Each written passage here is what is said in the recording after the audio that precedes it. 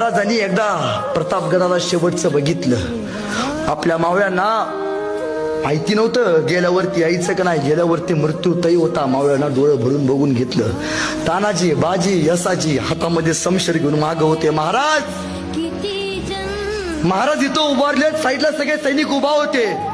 पण सैनिकांच्या डोळ्यात जसा जसा महाराजांचा एक एक पाऊल शामियाकडे जात होता, सैनिकांच्या डोळ्यात पाणी येत होतं. का? काही झालं तरी चालेल, लाख मेले तरी चालतील, पण लाखाचा पोशिंद्याला काय नाही झालं पाहिजे. महाराजांचा एक पाऊल शामियाच्या आत टाकला.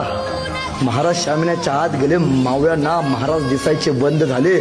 सर्व करला तानाजींच्या डोळ्यात पाणी आलं.